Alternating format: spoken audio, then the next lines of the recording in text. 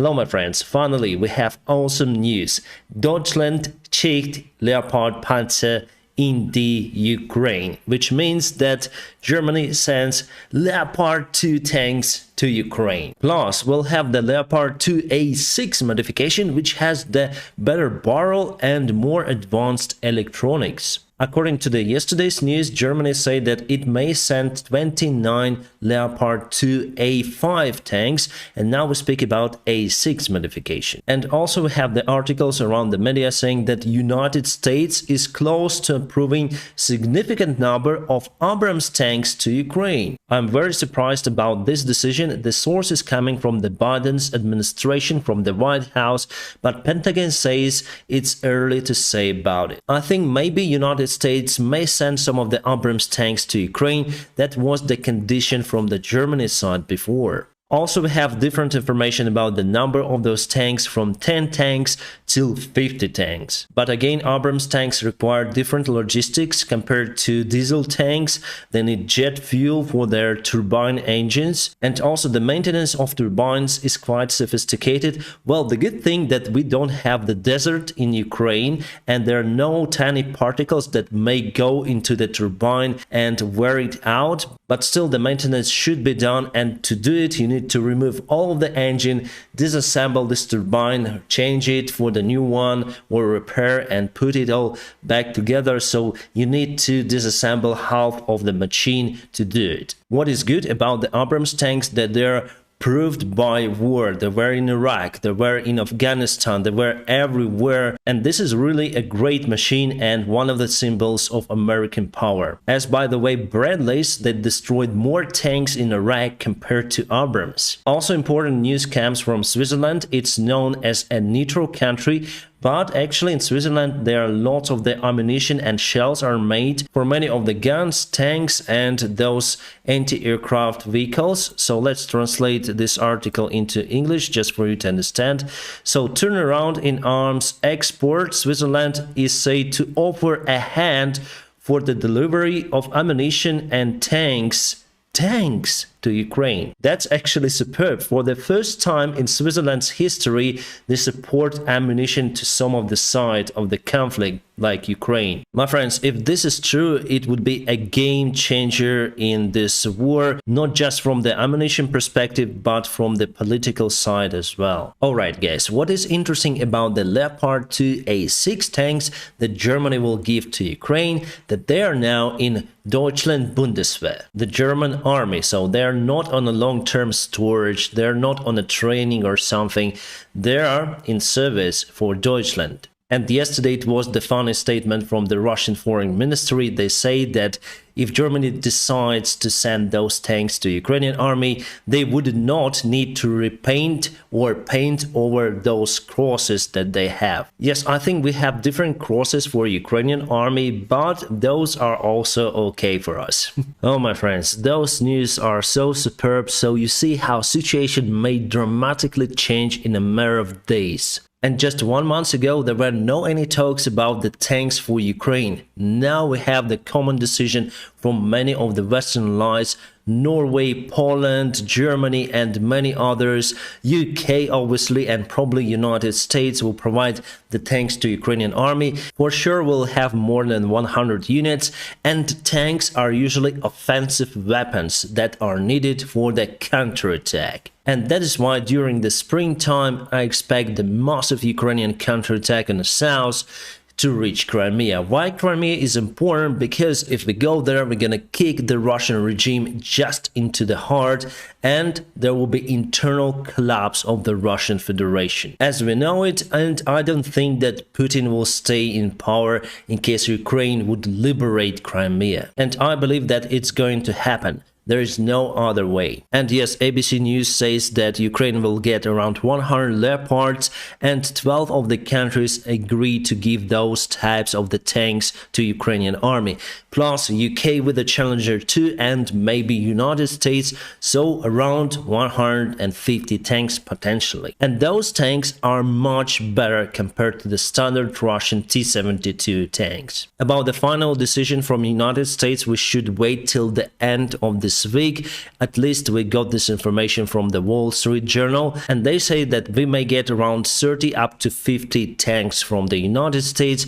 And as I said to you before, there are lots of the Abrams that are not in use by United States Armed Forces any longer, so they were written off. But applying some light maintenance on those tanks, you can make them run again, and those tanks will be sent to Ukraine. I'm sure about it right now. Well, that's probably the record for the Russian attack helicopter K-52. 3 of them were shot down today in Zaporizhia direction. And since the beginning of the war, Russia lost 40% of those helicopters. Right, this guy is the deputy of the chief of the president's office, and today he was dismissed from his position. His name is Kirill Timoshenko, and before he got some of the scandals, then we got some of the help from the Western countries.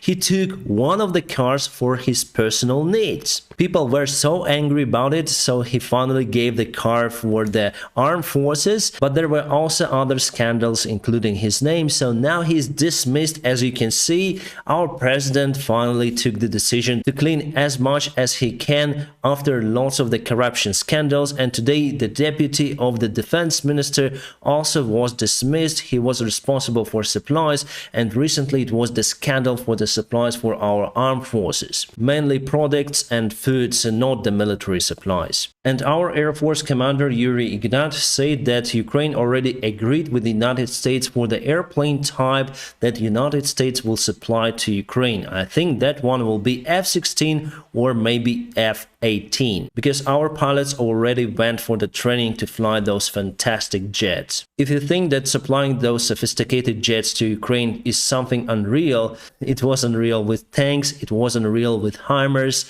and other stuff. My friends, we're gonna get everything that we need to fight against the Russian aggression. Just need to wait a little. No nukes, I guess, but air carriers? Who knows? Lukashenko said that Ukraine wants to sign the agreement with Belarus to avoid the confrontations. The proposal was not to attack the Belarusian territory, and Belarus itself should not attack Ukraine. We got those news just from Belarus. My friends, before we go to the map analysis, I just want to say that I got the friend. He's now in Bakhmut. He's the soldier of Ukrainian army. And just ask you to subscribe for his channel and review his videos, and he's doing fantastic stuff, taking interviews from the soldiers as this one soldier, and actually filming what is happening there, some stuff from the drone that I cannot show you on YouTube, but this channel is very interesting. The name of it is the Flashback UA. I'll put the link in the video description just below for you to check it out. And I got some information from him, but I cannot tell you everything that I got about the situation in Bakhmut. Is kind of difficult. So let's zoom into the Bakhmut city. As you can see, Russia is trying to encircle it. They were very successful on the south, and now they're moving from this direction. Actually, they already, you may say that they already cut this road, because they're so close that they may use even mortars and short-range artillery to cut this road for supplies. And the only way for Ukraine is to deliver goods is using the secondary roads that are in this area. So still we have the front line. The first front line is here before the road.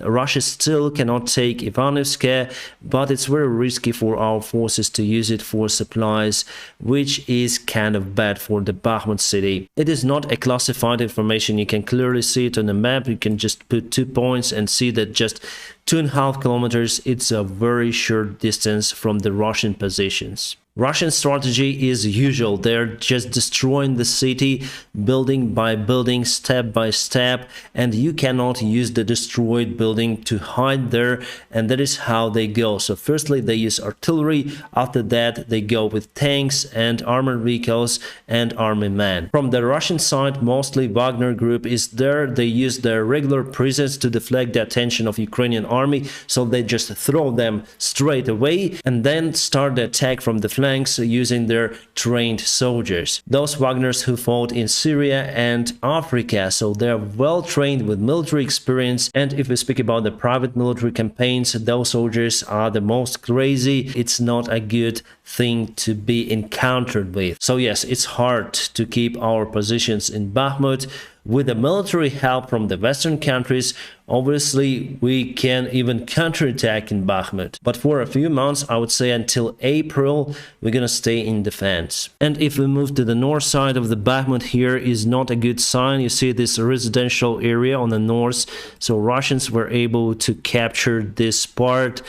It's kind of bad, and in a worst case scenario they may capture this part until the river, which is actually, I think, is happening right now. So you can see the gray area where the fighting is ongoing. But again, for Russians it would be very hard to cross it over here.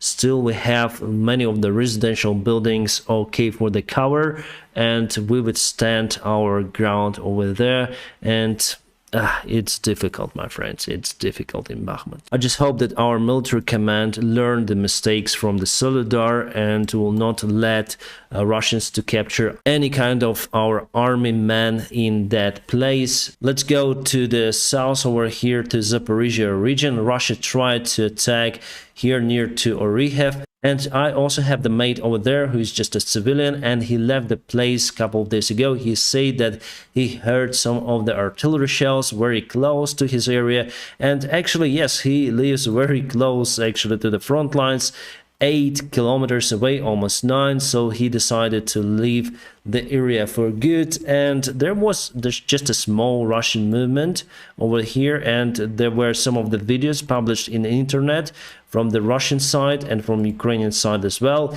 Ukraine posted that we just demolished the Russians on their way to Oryhev. But as you can see, here we have some sort of the gray area. It means that the fighting is ongoing in this place. Russia presented it as the massive attack on Zaporizhia, but no, it's not like that. They use groups up to 50 soldiers to attack some sort of the positions, now with no major advancement. As you can see, Russia takes some small pieces of the ground now, but my friends, it's just a tactical success. Ukraine has strategic goal to drive Russians away from Ukrainian territory, and I believe that it will happen this spring. And now just press the like to this video. Also, you may support this channel on some of the links. You may find them in the video description below. You may support me on Patreon, PayPal and Donatello, whichever is more convenient for you. Thank you so much for your help. My friends, I wish you all a peaceful sky wherever you are, and have a great time.